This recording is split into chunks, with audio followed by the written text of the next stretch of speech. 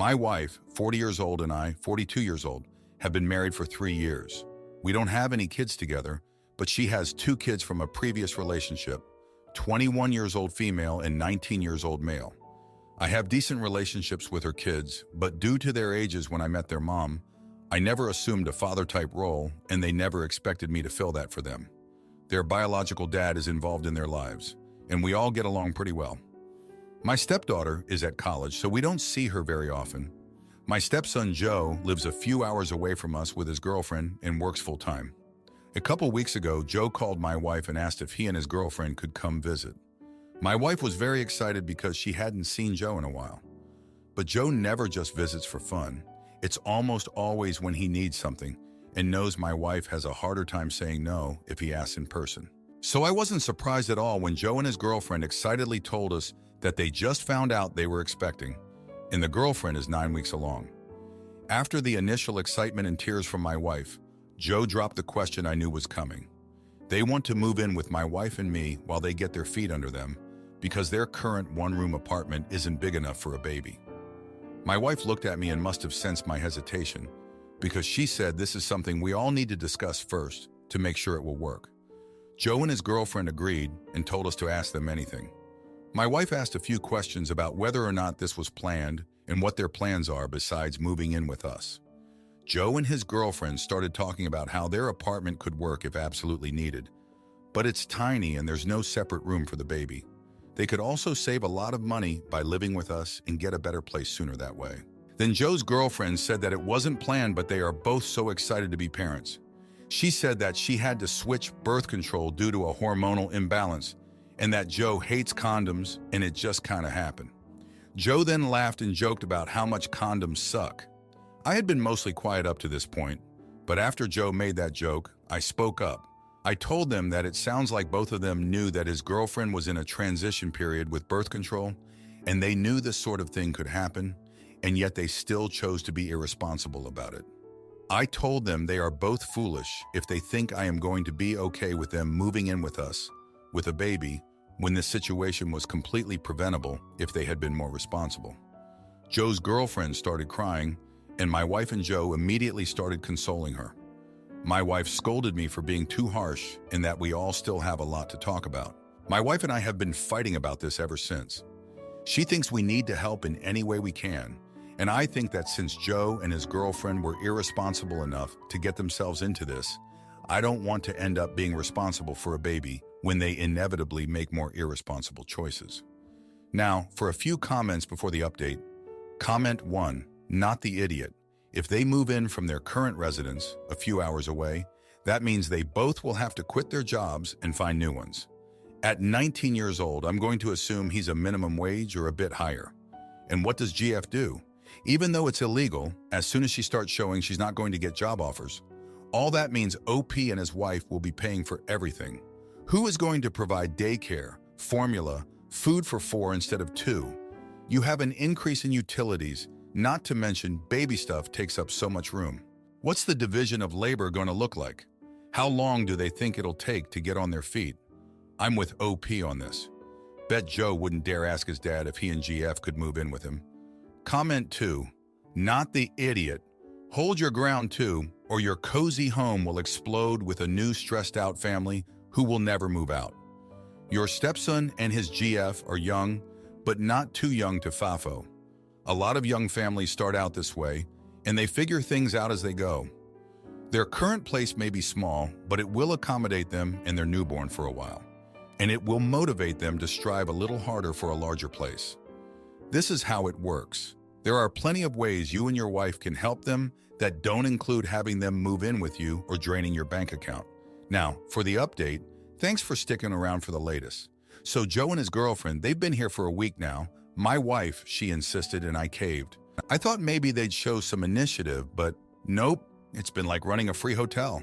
They leave dishes everywhere, and the girlfriend, she's got this thing for late night snacks but never cleans up. I'm finding cookie crumbs in the couch at 5 a.m. And Joe, he's been taking my car without asking. Says his is making a weird noise, but I'm starting to think it's just an excuse. The other day, I missed an important meeting because he'd taken it to some friend's place and didn't come back until noon. My wife just tells me to be understanding. that he's going through a lot, but it feels like I'm the only one making sacrifices here. Then 2 days ago, my stepdaughter calls. She's upset because Joe's been bragging about how he's got it made living with us, not paying a dime. She's working 2 jobs while studying, and here's her brother living it up. It stung hearing that. I tried to talk to my wife about it, but she shut it down, said her kids will always come first. I get that, but where do I fit into this picture? Yesterday, the girlfriend's parents showed up unannounced. They're furious, saying we're enabling their daughter and Joe. A shouting match right there in the living room.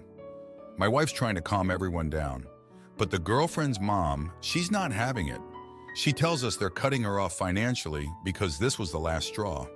The girlfriend's sobbing, Joe's yelling back, and I'm just standing there, wondering how my house turned into a battlefield. In the midst of all this, Joe's dad calls. He's heard about the baby and wants to help. Offers to pay for a new place for Joe and his girlfriend.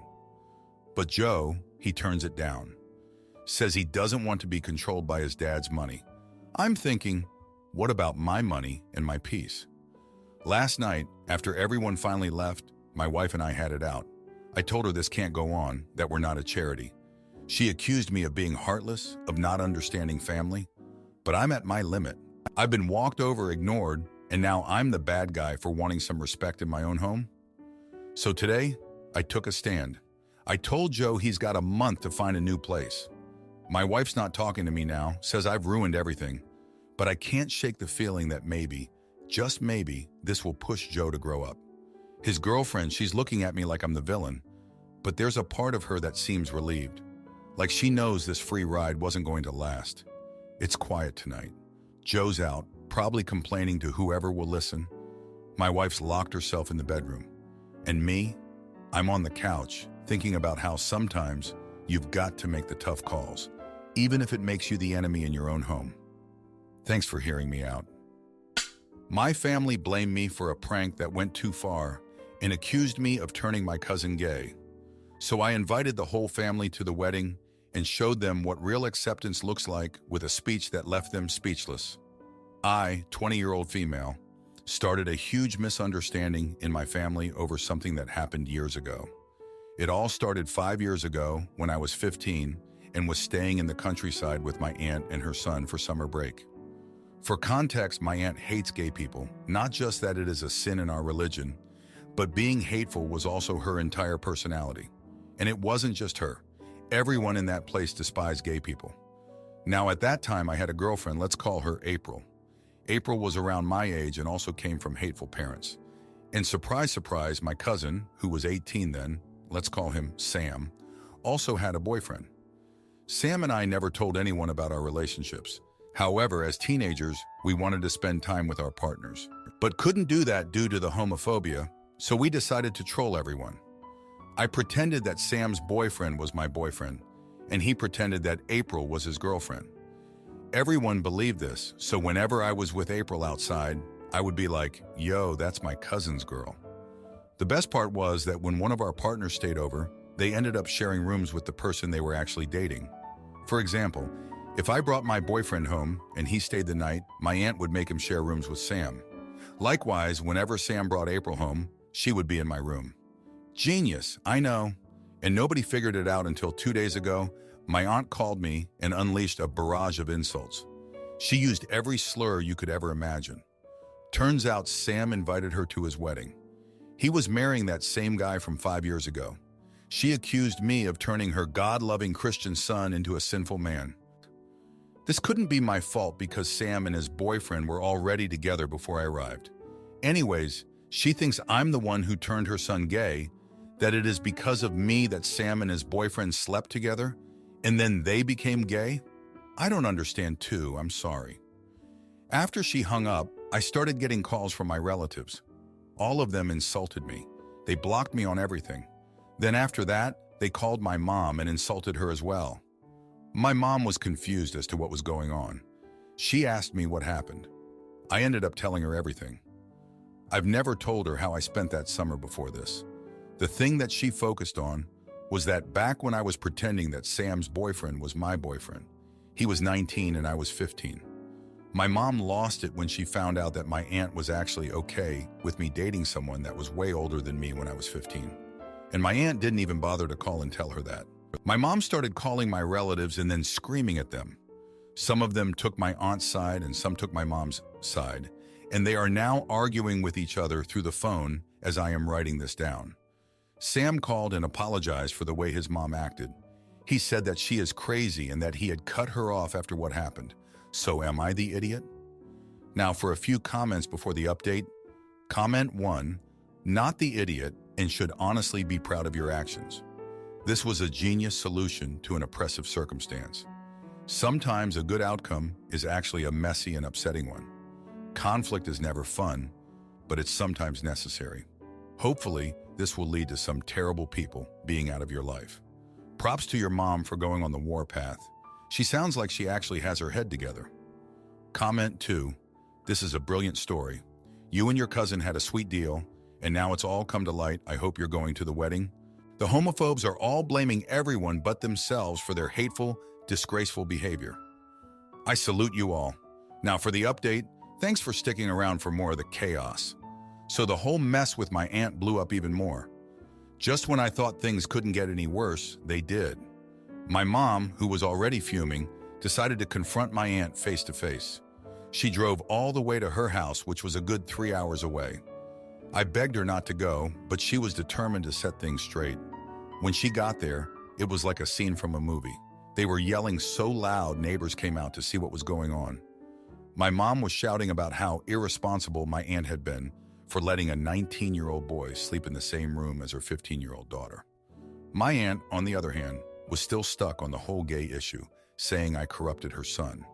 Meanwhile, back at home, I was getting texts from Sam's soon-to-be husband. Let's call him Alex. He was worried sick about the wedding. With all this family drama, he feared that their special day would be ruined. I felt terrible for them. They just wanted to celebrate their love. But instead, they were caught in the middle of a family feud. In the midst of all this, I got a call from April. We hadn't spoken in a while, but she had heard about the drama through the grapevine. She was worried about me and offered her support. It was nice to hear a friendly voice amidst all the hostility. The next day, my mom came back home, exhausted and defeated. She and my aunt hadn't resolved anything. In fact, they were no longer speaking to each other. My mom was now on a mission to rally the family members who were on our side. It was like preparing for battle, and I hated every second of it. But then something unexpected happened. My aunt's husband, who had been quiet throughout this whole ordeal, called my mom. He apologized for his wife's behavior and revealed something shocking. He had known about Sam's sexuality for years and had been secretly supporting him. He was tired of the lies and the hatred. He wanted to make amends and asked if he could attend the wedding without my aunt. My mom agreed, seeing it as a step towards healing the family. The wedding day arrived, and it was bittersweet. Sam and Alex looked so happy as they exchanged vows, but the family tension was clear. My uncle showed up alone, and his presence was a comfort to Sam. They hugged for a long time, and I could see the relief on Sam's face. After the ceremony, my mom pulled me aside. She had been thinking a lot about everything that had happened. She told me she was proud of me for standing by Sam and for being true to myself. She also admitted that she had been too focused on fighting with my aunt and had neglected how all of this was affecting me. We hugged, and I felt a weight lift off my shoulders. As the wedding reception went on, I watched Sam and Alex dance together, surrounded by friends and the family members who supported them. It was a beautiful moment, but I couldn't help but feel a pang of sadness for the family members who weren't there, who couldn't see past their prejudices to witness the love in front of them. In the end, my relationship with my aunt was beyond repair. She refused to speak to me or my mom. But Sam, Alex, my uncle, and the supportive family members showed me that sometimes you have to find your own family, one that's built on love and acceptance, not blood. Thanks for reading about this roller coaster of a week. My brother always steals the girls I like. But when he tries it with my new girlfriend, I make sure he loses his job and his girl, just like he made me lose mine. I am 19 years old and my older brother is 22 years old. We both work at the same factory, and about 5 months ago, he and I became friends with a woman who is 23 years old and also works at the factory. Soon after, she lost her apartment, and since my brother and I live in the same house, we offered her a place to stay with us. I have never had romantic feelings for this woman, but my brother and she decided to go on a few dates. They were not exclusive, but their relationship was progressing slowly. While my brother and the woman from the factory were seeing each other, I and my brother became friends with another woman who was 20 years old. I expressed my feelings for her, and my brother was well aware of that. However, he asked her out knowing that I liked her. They soon became exclusive, completely disregarding the woman from the factory. This was not the first time my brother has pursued someone I had feelings for. He has done this twice before, and each time they ended up dating. This recent event makes me think that he intentionally does this. Recently, I mentioned to my brother that I have a new girlfriend. He got excited and wanted to meet her. However, I told him that he would not meet her or be introduced to her because of his history. He was confused and asked for an explanation. I reminded him of the 3 previous occasions where he dated women I had feelings for, implying that I know he does it intentionally. This made him start crying and claim that it hurt him to hear that. I got up and walked away without further engagement. The reason why I won't introduce him to my new girlfriend isn't because I am insecure, but I fear that he will try to make a move on her, which is disrespectful and would make her uncomfortable. My brother and I have always had a competitive relationship, and he has always tried to prove that he is better than me. I am trying to put an end to this behavior because we are both adults, and he needs to act accordingly. So, am I the jerk? Now for a few comments before the update. Comment 1. Not the jerk NTA. I had a friend who would consistently flirt with guys I dated or acquaintances who were making it obvious on social media they liked me. Even right in front of me and in my own damn house. She is no longer a friend. I recommend backing away from your brother. Are you able to move out? It sounds like you need to distance yourself from him. Comment 2. Not the jerk NTA, and your brother is a disrespectful creep. He's made moves on 3 women you were interested in on purpose. I know you're young, but if I were you, I'd move out with some other roommates rather than tolerate his disrespect. Good luck, op. Now for the update. Thanks for all the comments on my last post. So a month has gone by and things have only gotten messier. Remember the woman from the factory who lost her apartment and was staying with us? Well, she didn't take the news of my brother dating the other woman too well. She started acting out, causing scenes at work, and it got to the point where our boss had to step in. They had a closed-door meeting, and the next thing I know, she's been fired. Now I felt bad for her, I really did. But she didn't leave quietly. She spread rumors about my brother at work, saying he used her for a place to stay, and then tossed her aside. It wasn't entirely false, but it wasn't the whole truth either. My brother was fuming, saying his reputation was ruined, but I couldn't help thinking he brought this on himself. Then, as if things couldn't get worse, my brother's new girlfriend, the one he stole from me, she's been acting strange. She's been getting texts at all hours of the night, being secretive with her phone. I didn't want to stir the pot, but I had a hunch. I did some snooping, which I know I shouldn't have, and found out she's been texting her ex.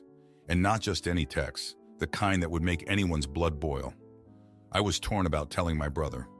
Part of me thought he deserved to find out the hard way, but another part of me, the part that still cared about him as my brother, felt like I had to warn him.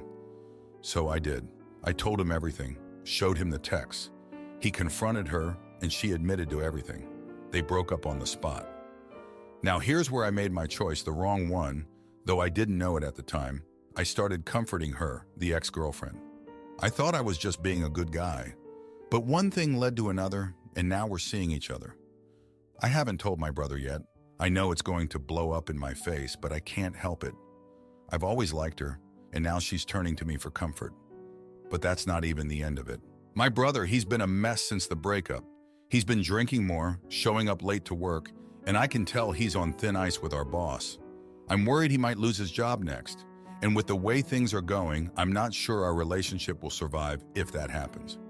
I'm trying to keep everything together, but it feels like I'm juggling grenades. I'm seeing his ex, he's spiraling, and the whole factory is buzzing with drama. I'm just waiting for it all to come crashing down. Thanks for reading. If you like this video, you'll probably like these too. Also, while you're here, please consider subscribing. It's your support that keeps this channel alive and allows me to make better and longer videos. Have a great day.